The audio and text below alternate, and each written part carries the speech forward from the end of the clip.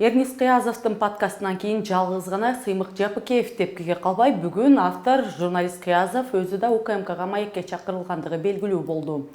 Журналист менен чекисттер өлкөдөгү стабилдүүлүктү талкуулангандыгы айтылды. Ал эми УКМКдан кем калышпаган Бишкек шаарынын ички иштер башкы башкармалыгы кыргыз тили жөнүндө тамашалуу видео жарыялаган стендаперлерди кармап, алар камерага кечирим сурашкан. Нурдан Орунтаев курулуш министрлигинде эмнеликтен кызматкерлер 500 000 сомго чейин айлык алып жатышкандыгына түшүндүрмө берди. Жогорку кеңеште болсо 10 айда машина эмес танк айдоону үйрөнсө болору. Филармониянын имаратын бузуу зарылдыгы талкууланды. Ал эми биз сиздер менен бул жаңылыктарды өзүбүзчө эч кандай цензурасыз талкуулайбыз. Эфирде Перизат Сайтбурхан, саламатсыздарбы?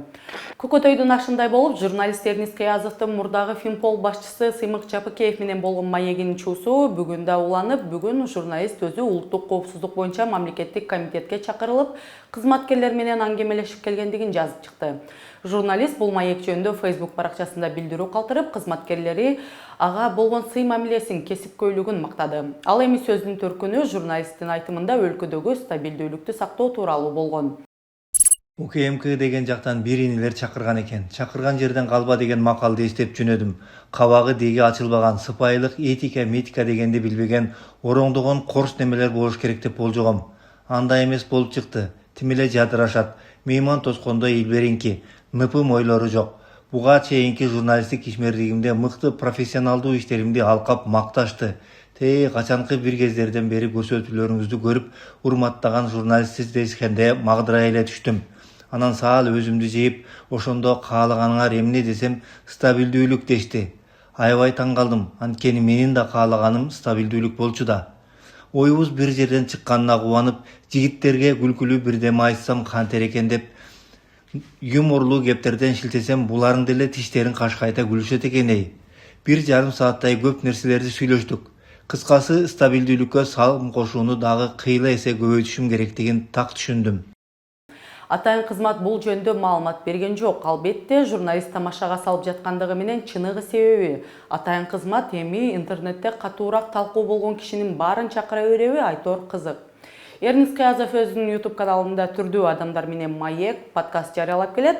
Анын акыркы маектештеринин бири каржы полициясынын мурдагы башчысы Сыймык Жапыкеев менен маек подкасты коомчулукта кызуу талкуу жараткан.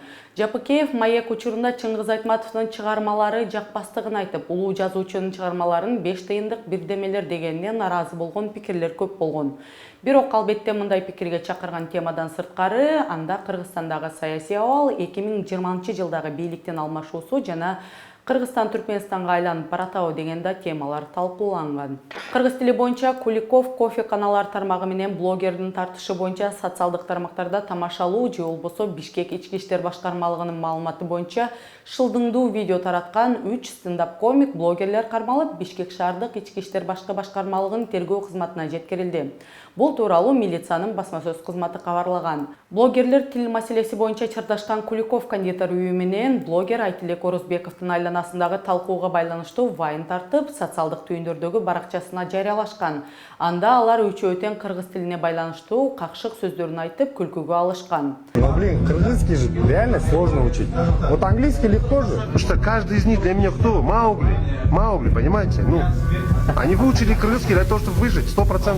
А я вот тоже после последних событий решил делать только кыргызским девушкам, так сказать, чтобы развивать кыргызский язык. Аталган факт Бишкек милициясынын маалыматтын каттоо журналына катталып, тергөөгө чейинки текшерүү иш-чаралары башталган. Бул операцияны жалгыз гана Бишкек шаардык ички иштер башкы башкармалыгы эмес, УКМКда чогуу аткарып, учурда алардын аракеттерине юридикалык баа берүү максатында тиешелүү соттук лингвистикалык экспертиза дайындалып, текшерүү иштери уланууда. Анын жыйынтыгына жараша тиешелүү чечим кабыл алынат. Милиция тараткан видеодо алар өз аракети үчүн коомчулуктан кечирим сураган. Урматтуу мекендештер, буга чейин тарап кеткен видео боюнча чын жүрөктөн кечирим сурайбыз. Эч бир эне тили жөнүндө жаман айтайын деген оюбуз жок болчу. Жөн эле күлдүрөлү деп жазганбыз, бирок натыйжасында ушундай болуп калды. Чын жүрөктөн кечирим сурайбыз. Буга мындан кийин эми эки ойлонуп сүйлөйбүз. Дайыма биз болсо Кыргызстанды сүйөбүз, кыргыз тилин сүйөбүз. Ошол үчүн мындан ары эч качан кайта болбойт. Бул окуянын башы 1 жыл мурда болгон блогер Айтилек Орозбеков менен Куликов кофе каналарынын ортосундагы тил көйгөйүнө барып такалат. Анда дал ошол кыргызча тейлеп ала албаган блогер ал кофеканага келбөөгө чакырык салып. Эң кызыгы бул окуядан кийин Чүй облустук ички иштер башкы башкармалыгы блогерге кылмыш жаза кодексинин расалык, этностук, улуттук, диний же региондор аралык кастыкты араздашууну козутуу беренеси менен дал ошол тилди коргогон блогерге каршы да кылмыш ишин козгогон. Блогер былтыр 6 майда кармалып, кийин үй камагында болуп келген. Иш тергелип бүтүп, былтыр июнь айында Бишкектин Свердлов райондук сотуна өткөн. Куликов ишканасы блогердин бөгөт чарасын өзгөртүп, аны камакка алуу өтүнүчүн келтирген. Кийинки отурум 4-февралга белгиленген. Курулуш, архитектура жана турак-жай коммуналдык чарба министри Нурдан Орунтаев кызматкерлеринин маянасы 500 000 сомго чейин жеткен себебине түшүндүрмө берди. Эскерте кетсек, анын маеки Алото 24 телеканалында 31 декабрда чыккан. Анда курулуш министрлигинин департаменттеринде иштеген кызматкерлердин маянасы орточо 150-160 000 сомго жеткирилгендигин, айрымдары 200 000 сомго чейин аларын билдирген. Мунун кыскача үзүндүсү социалдык түйүндөрдө өзүнчө тараган соң коомчулукта талкуу чыккан. Вот ошо зарплата боюнча айта кетсек, мисалга айтып кетсек, специалист сколько получает? Канча алат? 150-160 чейин. 150-160 средний орто баг. Орто айлык менен. Андан тышкары премиялары бар, ким көбүрөөк иштесе, квартальный деген нерселер болуп калышы мүмкүн. Ошого жараша бир жылына орто айлык бир 200 000ге чейин барат. Бүт бардык департаменттерибизди биз быйылкы жылдан баштап, эмдиги жылдан баштап хозрасчеттук система өткөрөбүз. Биздин бир департаментибиз калып аткан, өкмөттөн зарплата алып аткан. Андагы мынакей жакын арада токтомдорубуз чыгып, 1-январдан баштап толугу менен хозрасчеттун организацияга өтөт. Орунтаев бул жөндө өз Facebook баракчасында билдирүү жазып, кызматкерлер тапкан каражатка байланыштуу маянасы көбөйүп турарын, айлык акы түгүл 500 000 чейин жетерин билдирди. Мамлекеттик кызмат кантип пайда табат, бул дагы кызык нерсе, албетте министр бул жөнүндө да түшүндүрмө берет болуш керек. Биздин бардык департаменттерибиз өзүн өзү камсыздоо механизми менен иштеп келет. Бизде орточо айлык маяна 150 000 сом, ал эми кээ бир департаменттерде 500 000 сомго чейин айлык маяна алат. Таарак айтканда, ким кандай иштесе ошончо айлык алат. Биздин кызматкерлер иш издеген кызматкерлер. Айтайын дегеним, биздин кызматкерлер тар профилдүү, узкопрофильный кызматкерлер. Көпчүлүгү архитектор, куруучу, конструктор, инженерлер жана алардын эмгеги эмгек базарында чоң суроо талапка ээ. Бул кызматкерлер көп кабаттуу оор инженердик объектилердин курулушунун тийиштүү документтерин жана проектлерин текшерип, ошол объектилерге жооп берүүчү кызматкерлер. Ошол себептен алар ушундай айлык маяна алат. Ал эми жогорку кеңештеги бүгүнкү талкууларга көңүл бурсак, депутат Дастан Бекешев айдоочулук күбөлүктү алуу үчүн 10-12 ай окутууну мөөнөтүн кайрадан карап чыгып азайтууну өтүндү. Эл өкүлү бул маселени 21 январда парламенттин жыйынындагы ар кандай маселелер бөлүгүндө көтөрдү. Обучение на водительские права, обучение вождению. 10 месяцев все-таки это очень много. Я понимаю, культуру вождения надо усиливать, но нужно начинать со школы и даже с детского садика, когда объяснять ребенку, как переходить дорогу, какие вообще есть правила дорожного движения. Давайте с этого начнем. 10 это очень много. Даже на танке ездить и то гораздо меньше времени занимает. Я очень вас прошу в этой части пересмотреть. Реформы нужны, но в этой части лучше пересмотреть. Анын айтымында жол коопсуздугу мектептеги эрежелерди такт сактоого үйрөтүү маданиятынан башталуусу керек. Президенттин иш башкаруучусу Кадыбек Туманбаев былтыр ноябрдагы басма сөз жыйынында 2026 жылдын башынан тартып бардык жеке менчик автомектептер жабылып, жалаң мамлекеттик автомектептер каларын жана окуу 14 ай болорун айткан. Ал менчик автомектептер мамлекетке алынып, кызматкерлерге шарт түзүлөрүн билдирген.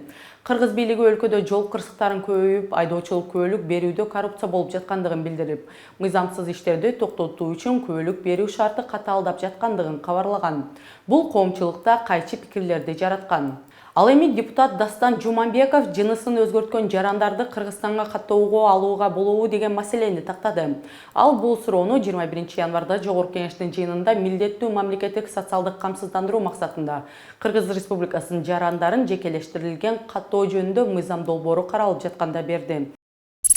Мисалы, жарандар пин кодду өзгөртүүнү суранышат. Мисалы, эркек жынысын аялга өзгөртөт дейли. же аял эркек болуп калат. Чындыгында алар бар. Бирок эгерде алардан мыйзамдуу түрдө каттоодон өтүү суралса, министрлер кабинети аны өзгөртө алабы? Санариптик өнүктүрүү жана инновациялык технологиялар министринин биринчи орун басары Нурсултан Кубанов Кыргызстандын мыйзамдарына эркектер да, аялдар да жынысын өзгөртө албай тургандыгы так жазылгандыгын айтты. Ошондуктан ал гипотетикалык жактан алганда дагы бул мүмкүн эмес экендигин айтты. Ошондой эле Конституциянын 26-беренесине ылайык үй бүлө бул эркек менен аялдын ортосундагы гана нике экендигин эскертип кетип келет деп белгиледи депутат. Ал эми жаш депутаттардын өкүлү болгон Бактияр Калпаев азыркы филармониянын имаратын бузуп жаңысын курууну сунуштады. Жогорку кеңештин 21 январдагы жыйынында ал акыркы жылдары көптөгөн имараттар, анын ичинде президенттин администрациясы имараты жана стадион курулгандыгын белгиледи. Бирок маданий жайларга да көңүл буруу керектигин айтты. Мен бардык эл аралык стандарттарга жооп берген жаңы филармония куруунун убактысы келди деп эсептейм. Филармонияда көптөгөн мамлекеттик иш-чаралар өткөрүлөт. Жаңы имараттын курулушу Кыргызстандын маданиятына болгон урматтоо болот. Эмнеге эле кыргыз эл өкүлдөрү болобу же мамлекеттик кызматкерлер болобу тарыхый имараттарга мынчалык өчү бар түшүнүксүз жагдай. Ал эми депутат Жылдыз Садырбаева Бишкектин Шералиев көчөсүндөгү имараттардын жана үйлөрдүн бузулушу мүмкүн экендиги тууралуу билдирди. 21 январдагы жогорку кеңештин жыйынында ал Ленин районундагы 100дөн ашык имараттын ээлери ага жамааттык кайрылуу жөнөткөндүгүн билдирди. Жаңы башкы планга ылайык Шералиев көчөсү Акынбаев көчөсүнөн Гагарин көчөсүнө чейин узартылып, Терметиков көчөсүнө туташтырылат. Бул учурда 100дөн ашык имарат бузулууга жана талкаланууга дуушар болот. Тургундар мэрияга кайрылып сунуштарын беришкен, бирок эч кандай жооп алышкан жок. Канча имарат бузулат, канча акча кетет? Тургундар жөн гана Репина көчөсүн кеңейтип, Шералиев көчөсүн ошол бойдон калтырууну суранышууда. Ошондо алардын имараттары коопсуз жана тыккан бойдон калат. Ал муниципалитеттен ага бардык зарыл маалыматтарды берүүнү талап кылды. Бишкек мэриясынын басма сөз кызматы бул жөндө түшүндүрмө берип, бул чын эле башкы планда каралгандыгын, бирок аны жакын арада практикалык түрдө жүзөгө ашыруу планы жок экендигин билдирген. Мэрия ошондой эле тургундарды сабырдуу болууга жана ыйгарым укуктуу органдар тарабынан таратылган расмий маалыматтарга гана таанууга чакырды.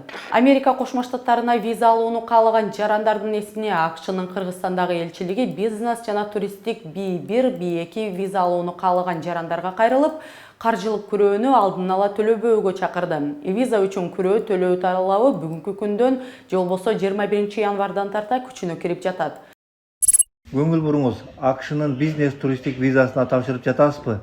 Кепилдик күрөөнү алдын ала төлөбөңүз. Эгерде сиз виза алууга ылайык деп табылсаңыз, консулдук кызматкер маектешүүдөн кийин кепилдик күрөөнү кантип төлөө керектиги тууралуу көрсөтмө берет. Маектешүүдөн мурда төлөнгөн кепилдик күрөө кайтарылбайт. АКШнын мамлекеттик департаменти 6 январда визалык күрөө талап кылынган өлкөлөрдүн тизмесин кеңейткен, 25 өлкө менен кошо Кыргызстанда бул тизмеге киргизилген. Ага ылайык 21 январдан тарта B1, B2 категориясындагы виза алууну көздөгөн кыргызстандыктар үчүн 5000ден 15000 АКШ долларына чейинки өлчөмдө каржылык күрөө төлөө талабы киргизилет. Бул чара Кошмо Штаттарга кирген жарандардын өз убагында өлкөдөн чыгып кетишин камсыздоо максатын көздөй тургандыгы айтылган. Ошондой эле көптөгөн кыргызстандыктар үчүн АКШга жол ачкан грин картадагы 70 өлкө, анын ичинде кыргызстандыктар үчүн жоюлгандыгын эскертип кеткибиз келет. 15 январда Кыргызстандын тышкы иштер министри Жээнбек Кулубаев АКШ киргизип жаткан виза күрөөсү боюнча комментарий берген. Министрдин айтымында Кыргызстан АКШ менен аталган маселе боюнча сүйлөшүүлөрдү жүргүзүп жатат. Бул бүгүнкү күнгө карата жаңылыктардын негизгилери болду. Эгер сиз биздин көз карандысыз медианы колдоону кааласаңыздар, анда YouTube каналдагы лайк, пикирлер бөлүшүүдөн сырткары биздин Patreonго экрандагы QR же астыдагы шилтеме аркылуу жазылсаңыз болот. Ал эми жаңылыктарды даярдап эфирге алып чыккан мен Периза Сайтбурхан. Кийинки берүүлөрдөн көрүшкөнчө сак саламатта болуңуздар.